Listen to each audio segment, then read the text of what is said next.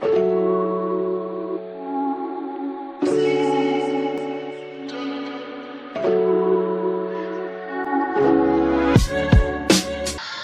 ya, kita mulai perkuliahan.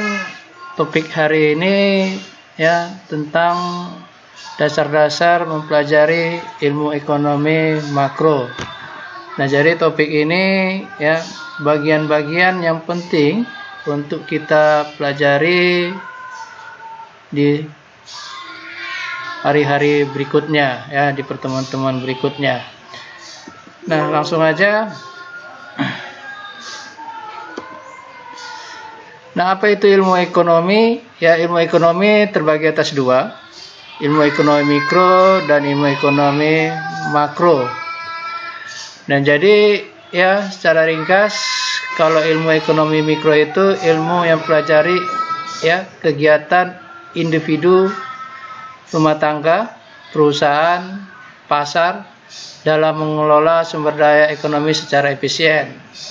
Ya, contohnya bisa kita lihat saat kita pelajari ekonomi mikro, ya bab per bab itu bicara tentang kegiatan perilaku ekonomi individu, rumah tangga atau perusahaan. Ya, contohnya bab 1 permintaan dan penawaran, bab kedua itu perilaku konsumen, bab 3 perilaku produsen, dan bab selanjutnya itu ada struktur pasar ya. Nah, jadi skopnya, skalanya itu bicara tentang individu. Ya, rumah tangga kecil. Sekarang kalau ekonomi makro bicara tentang ya keseluruhan ya. Jadi ekonomi makro adalah hubungan-hubungan antara variabel ekonomi agregatif yang menjelaskan peristiwa-peristiwa ya ekonomi untuk dapat diambil sebuah kebijakan dalam meningkatkan ya kinerja ekonomi. Nah, contohnya itu kita bicara ya pertumbuhan ekonomi, inflasi, pengangguran, suku bunga dan lain-lain.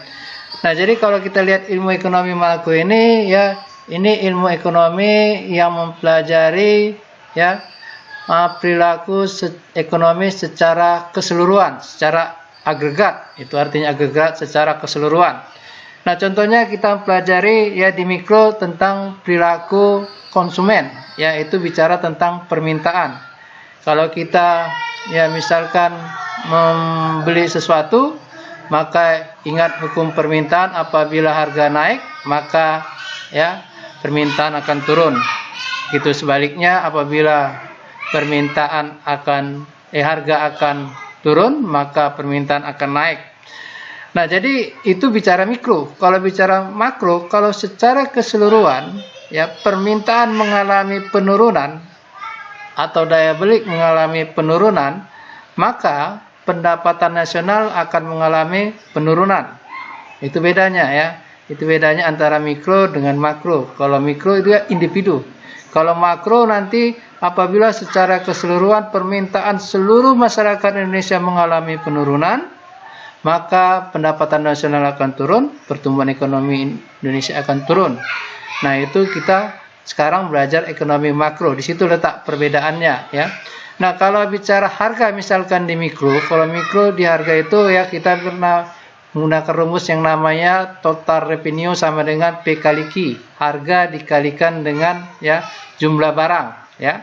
Nah, kita itu bicara perhitungannya di mikro ya, P kali Q. Tapi kalau di ekonomi makro, bagaimana harga itu secara keseluruhan, itu kita bicara inflasi. Apabila harga naik secara keseluruhan ya secara umum, maka kita belajar makro, maka kita belajar inflasi.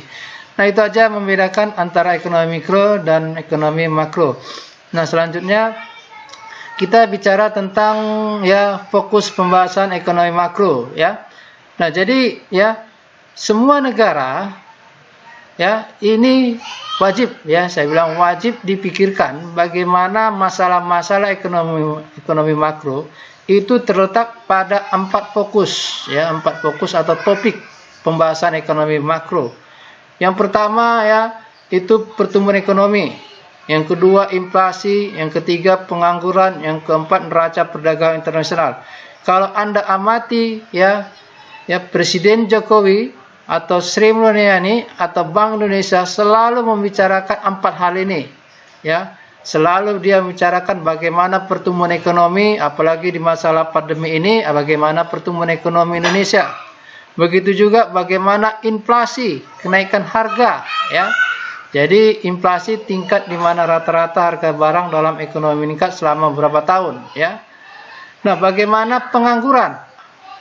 Nah, jadi ya Jokowi ya pasti pusing di masa pandemi ini, ya COVID ini, bagaimana tingkat pengangguran pasti meningkat. Di Amerika aja pengangguran semakin meningkat. Jadi ya di masa pandemi ini ya tidak terbayangkan, ya prediksi pakar-pakar ekonomi terjadi ya gejolak ekonomi, mengalami resesi ya yang di luar dari pikiran manusia, di luar dari ilmu ekonomi. Rupanya ada faktor lain, ya itu masalah pandemi bisa menurunkan ya kinerja ekonomi makro.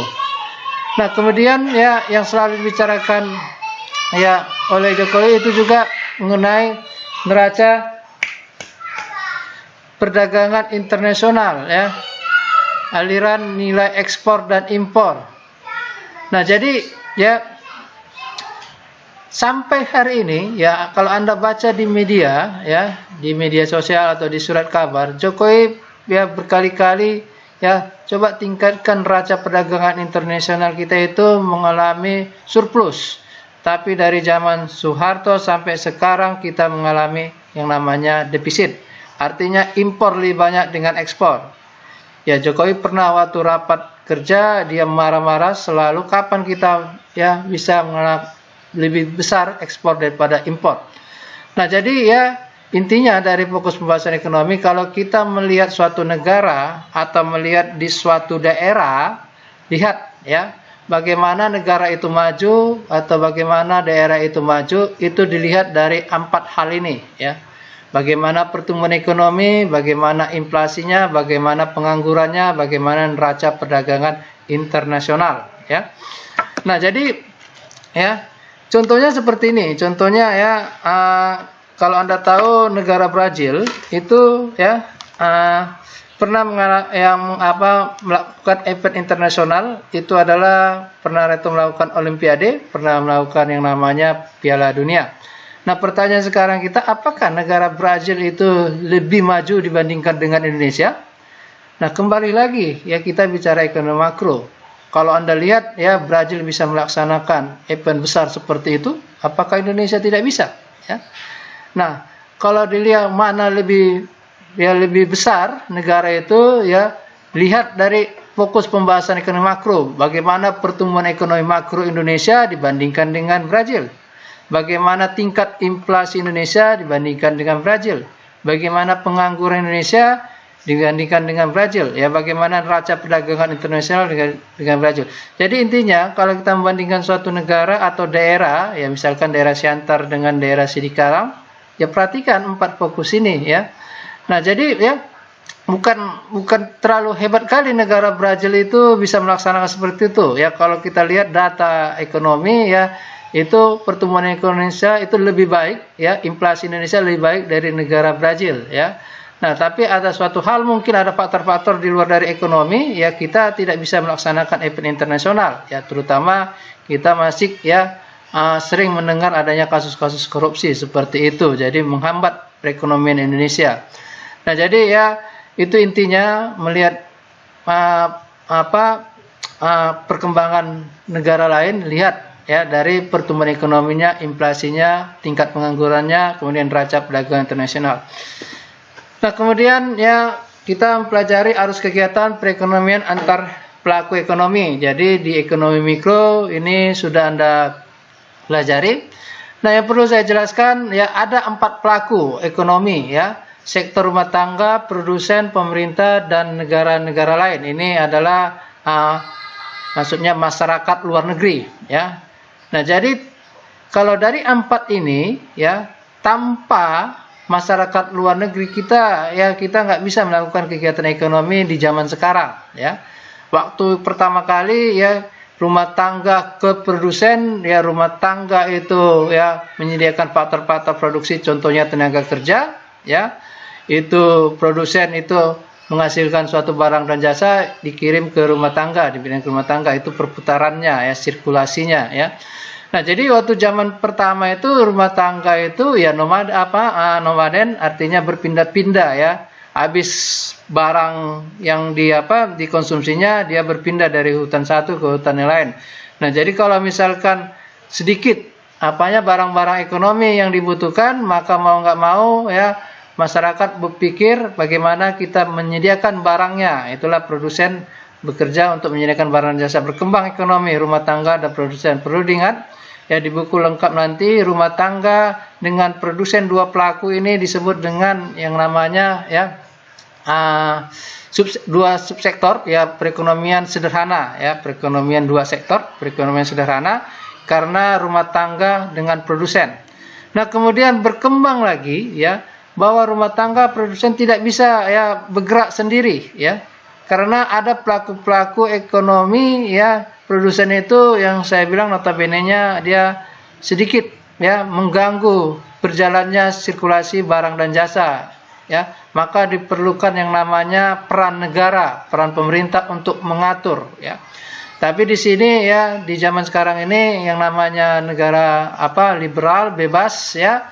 Jadi ya peran sektor pemerintah itu sedikit ya. Kalau nanti peran pemerintah terlalu banyak, itu masuk ke ya distribusi, itu dipegang langsung diawasi pemerintah, itu pun tidak bagus sekali karena diatur harga segala macam ya. Tapi kalau pemerintah kalau terjadi yang namanya ya sedikit mengganggu perekonomian, peran pemerintah itu bisa masuk ya. Nah, itulah sekarang yang diperlukan, ada peran pemerintah di situ ya. Nah, jadi peran pemerintah kalau Anda lihat sirkulasi ini ada dua peran pemerintah, itu dalam bentuk pajak dengan pengeluaran pemerintah ya. Pemerintah bisa meminta pajak, pemerintah bisa mengeluarkan ya pengeluarannya ya, belanja negaranya, itu perannya. Jadi ingat, pemerintah kalau dalam perilaku ekonomi ya mau dicatat, dia mempunyai peran ya mengeluarkan pajak dan pengeluaran pemerintah, anggaran. Nah, kemudian ada ya pelaku ekonomi sektor-sektor negara lain. Itu sektor import ekspor. Saya bilang ya, kalau Anda lihat di media-media sosial, boikot ya, ini saya bilang mustahil suatu negara itu bisa berkembang, tumbuh kalau kita tidak bekerjasama dengan negara lain, karena tidak semua negara bisa menyanggupi kebutuhan masyarakatnya dari produksi dalam negeri ya. Coba lihat itu Korea Utara itu ya tertutup ya, terbatas ya kerjasama ke luar negeri, makanya ya di sana disorot bagaimana kemiskinan yang terjadi di Korea Utara ya. Nah, sekarang kalau misalkan ya negara-negara yang berkembang itu selalu ya bekerjasama dengan negara-negara lain ya. Nah, jadi coba nanti ini lengkap dijelaskan, nanti ini tugasnya ya. Coba lengkap dijelaskan, lengkap ada di buku ya. Nah, kemudian selanjutnya kita bicara tentang 4 pasar utama makro. Ini lengkap nanti kita pelajari ya di bab-bab selanjutnya ya. Bagaimana kita bicara tentang pasar barang dan jasa, kemudian bagaimana pasar uang ya, modal, itu bicara tingkat bunga. Bagaimana pasar tenaga kerja, nanti ada bab selanjutnya, itu bicara tentang pengangguran dan bekerja ya. Kemudian bagaimana pasar luar negeri, neraca perdagangan, itu kita bicara kurs, cadangan, devisa. Nah, jadi ya inilah yang saya katakan rumit. Di mana rumit? Jadi semua kita pelajari ya, dari GDP, pendapatan negara, yaitu pasar barang dan jasa.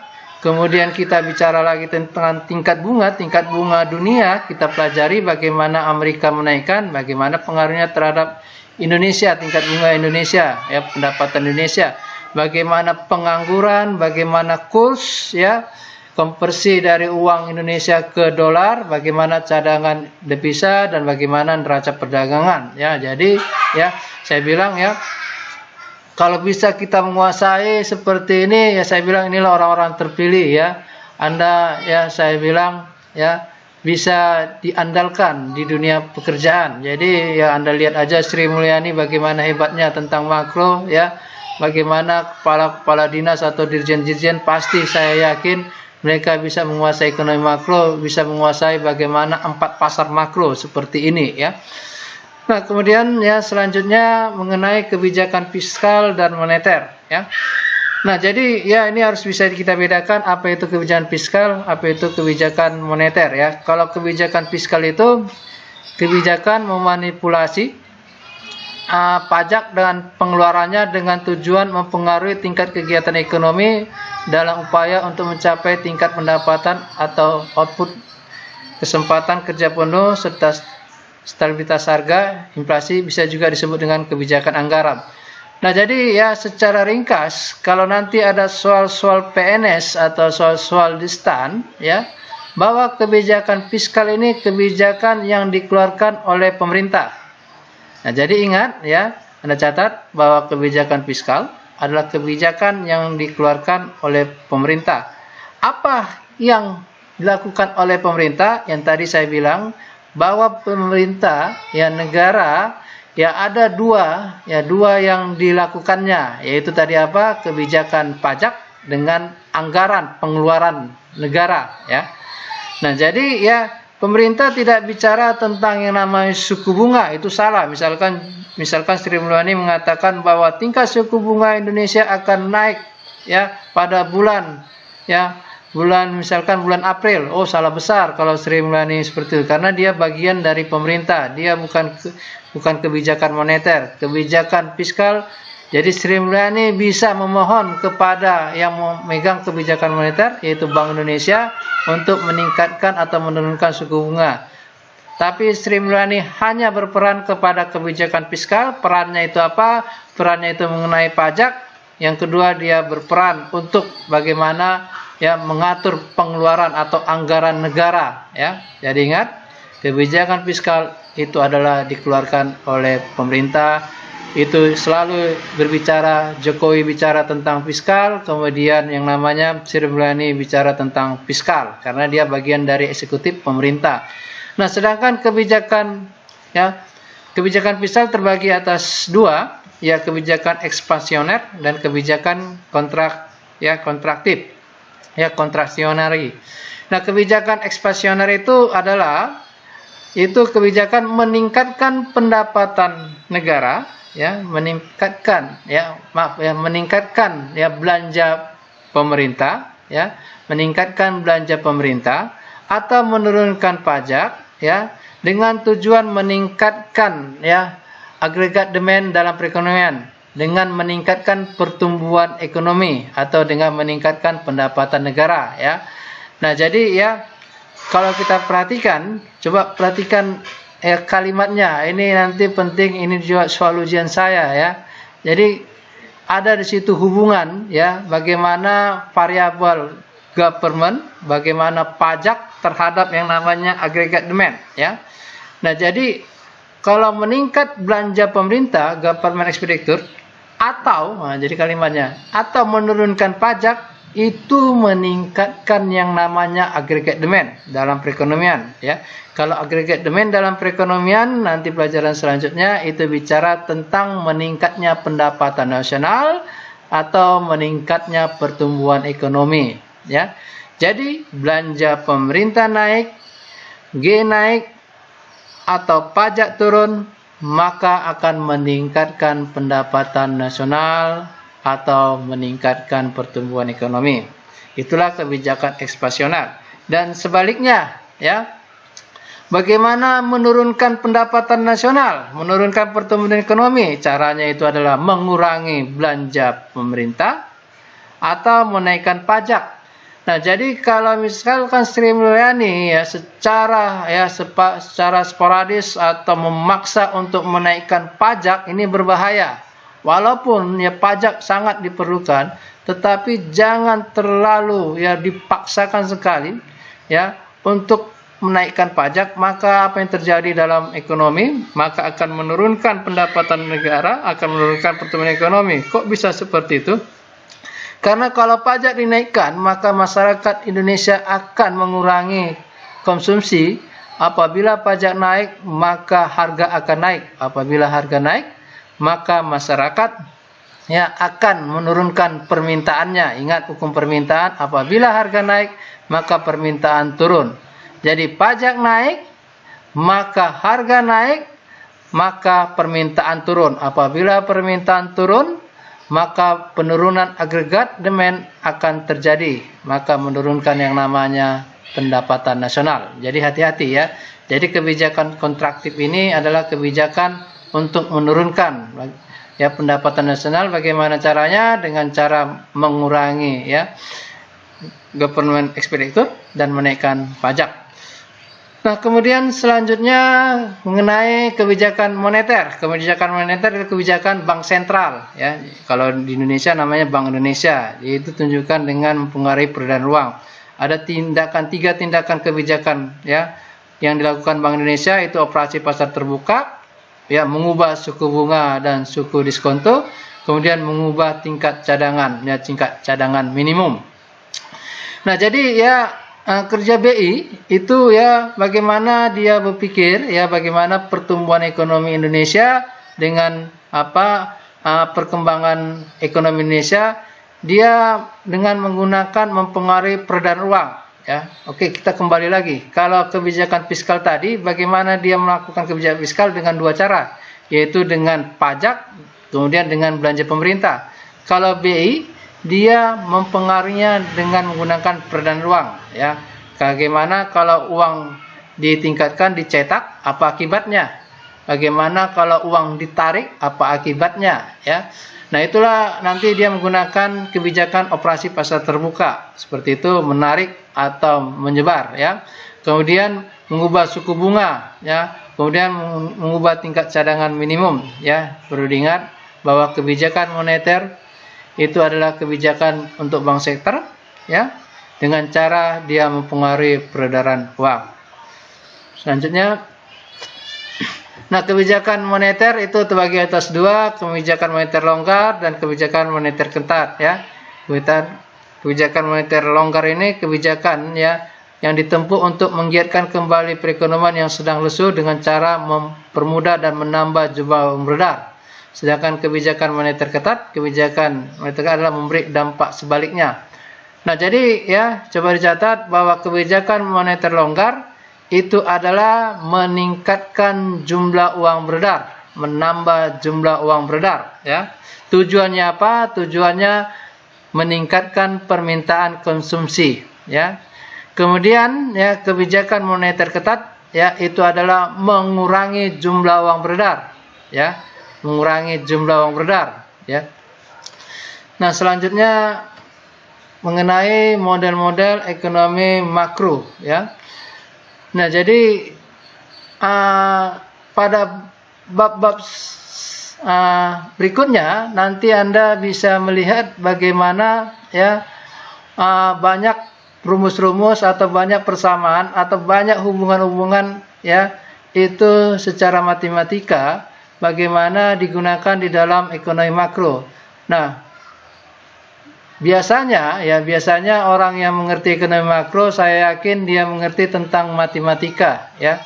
Nah, bagaimana kita mengaplikasikan matematika itu menjadi sebuah teori, bahwa matematika itu adalah bahasa yang disederhanakan. Jadi ada teori-teori ekonomi disederhanakan dalam bentuk matematika, dalam bentuk model ekonomi makro.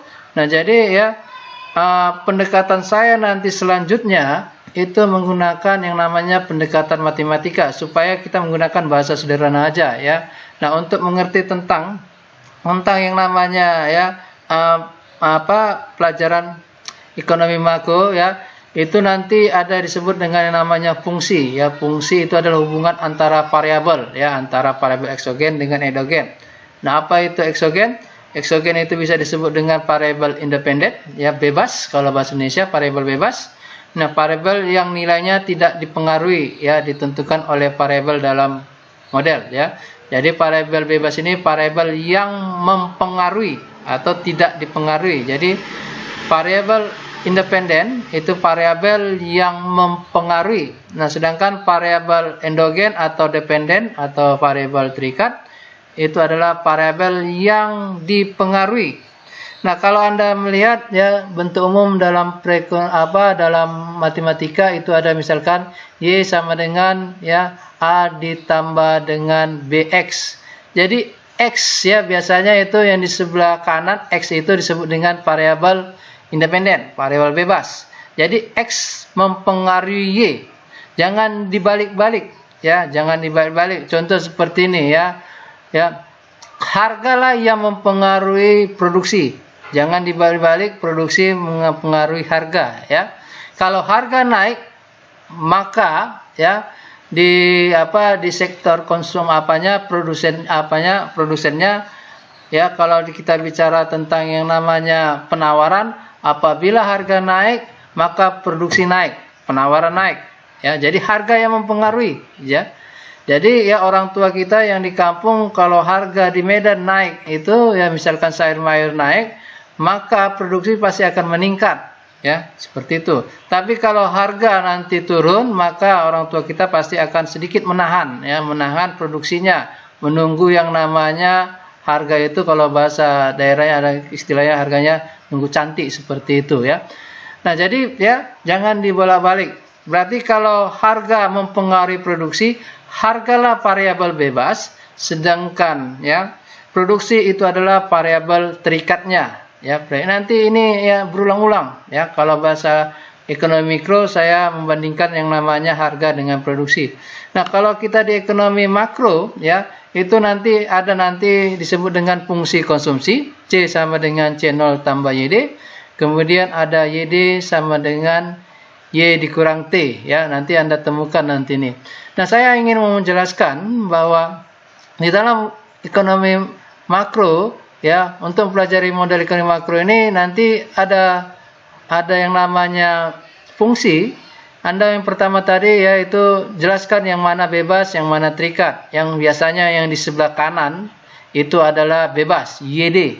Yang di sebelah kiri C sama dengan itu adalah yang terikat ya. Jadi saya ulangi, C sama dengan. Jadi yang sama dengan itu, setelah sama dengan itu apanya? Batasnya ya. YD yang di sebelah kanan itu adalah variabel bebas, C-nya itu adalah variabel terikat, C0 itu konstanta ya. Nah, jadi pendapatan disposibel mempengaruhi C.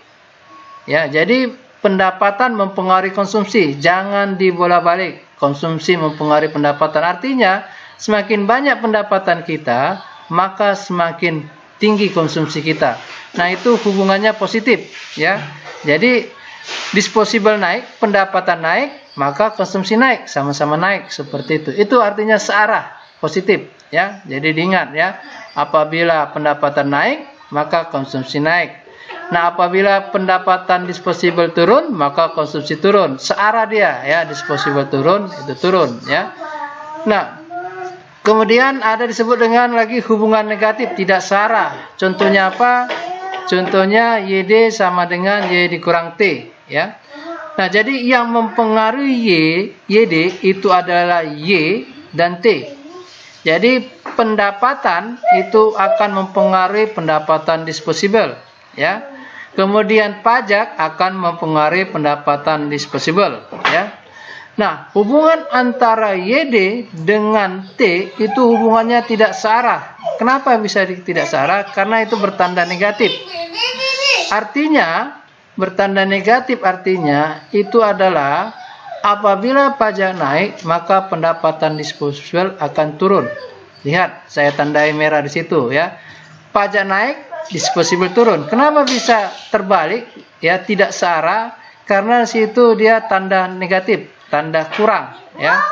Jadi apabila pajak naik, maka pendapatan disposable akan turun, atau sebaliknya apabila pajak turun maka pendapatan disposable akan naik. Nah,